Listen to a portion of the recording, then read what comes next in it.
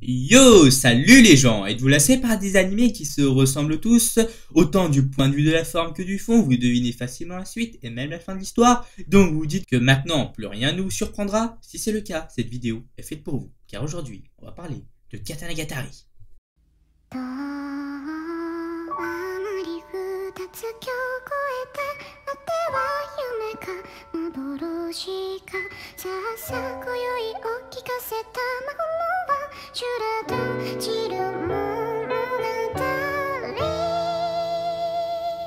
Alors, Katanagatari, c'est quoi? C'est fait d'armes lors d'une rébellion, le maître Yasuri, héritier ancestral du Ketoryu, un art martial sans sabre, est exilé par le shogun sur une île déserte, effrayé par sa trop grande maîtrise de son art. 10 ans plus tard, une barque accostée, le Togame, stratège du shogun, requiert l'aide du maître pour l'aider à rapporter au shogun 12 katanas à pouvoir surnaturel, forgés par le légendaire Shikizaki Kiki. Cependant, le maître depuis décédé, son fils et héritier Shishika qui se chargera aux côtés de Togame de cette quête. C'est le début d'une odyssée riche en rebondissements et personnages charismatiques, dans un Japon envoûtant à l'apogée de l'ère samouraï.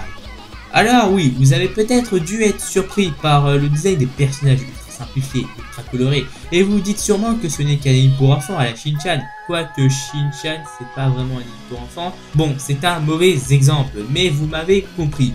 Pour vous dire la vérité, je pensais comme cela, mais il s'est avéré que j'avais tort sur toute la ligne. Ces personnages ont beau être simplistes, niais et bon enfant au début de l'histoire, la suite est tout autre. On verra qu'ils ont un background, une histoire à raconter, une personnalité intéressante.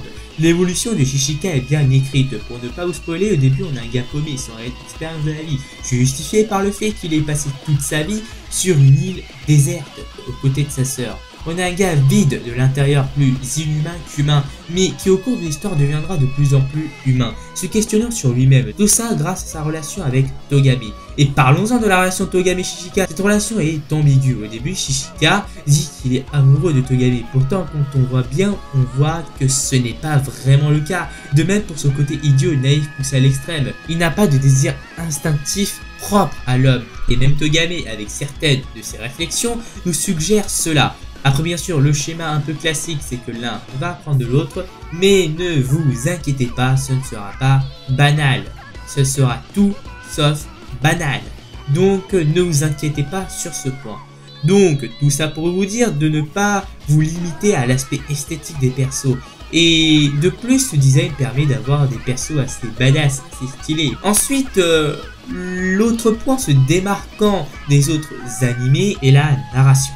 Alors déjà, petite anecdote intéressante, Katanagatari est l'adaptation d'un light novel du même nom écrit par Nishio Ishin, le même qui a fait les Monogatari. Et si vous connaissez Monogatari, vous savez que la réal, ou plus globalement la narration, est ultra atypique. Et dans Katanagatari, c'est la même chose. On a des flashbacks, des flash-forwards, des combats courts, des combats qui nous sont montrés comme étant badassement épiques, mais qui ne nous sont pas montrés. À certains moments, c'est sanglant alors que rien ne nous le laissait présager. À cause de l'aspect esthétique de l'univers, les persos ne sont pas censés être ce qu'ils sont. Et là, c'est pas du level de Toby qui est en fait Tobito. Là, c'est d'un level bien au-dessus. Les révélations nous sont données sans pression. Il y a une narratrice à la fin de chaque épisode qui nous spoil carrément ce qui va se passer. Il y a du blabla aussi.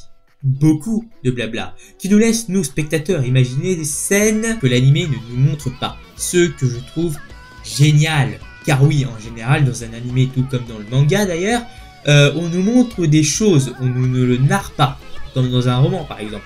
Ce qui fait qu'on est cloisonné à une vision des choses. On ne nous laisse pas imaginer, comme on le ferait pour un roman par exemple. De ce fait, cet animé va à contre-pied de son propre support, et je trouve ça génialissime. En même temps, c'est ce qui nous troublera un peu sur la compréhension de l'histoire. Et les épisodes de 50 minutes, ils sont aussi pour quelque chose, car maintenant on ne doit plus seulement se concentrer pendant 20 minutes, mais pendant 50 minutes. De ce fait, nos repères habituels se retournent contre nous. Et de ce fait, on est perdu et on regarde l'animé sans pouvoir réellement imaginer la suite. Et pourtant, le pitch de départ était tout simple. Ce n'était qu'une quête classique d'artefacts plus ou moins spéciales qu'on peut retrouver dans quasiment plein d'œuvres. Et là, je dis chapeau. Chapeau. Mais vous savez quoi? Vers le dernier épisode, vous allez halluciner. Vous êtes tellement pas prêt pour cette fin. Vous êtes tellement pas prêt pour cette fin magnifique, extraordinaire, cette fin atypique. Vous êtes tellement pas prêt. Et cette fin vous fera comprendre que cet animé n'est pas juste une œuvre, mais un chef-d'œuvre. Mais avant de vous précipiter vers cet animé, je voudrais vous demander de ne pas croire tout ce que l'on vous dit. Car peut-être que la vérité n'est que mensonge, et que mensonge n'est qu'enferme vérité. Sur ce, je vous laisse méditer sur cette phrase énigmatique. Abonnez-vous, likez, suivez-moi sur Twitter, je vous tiens au courant de certaines choses. Et sur ce, regardez Kataragatari au moins pour ses openings qui claquent. Et sur ce, à la prochaine!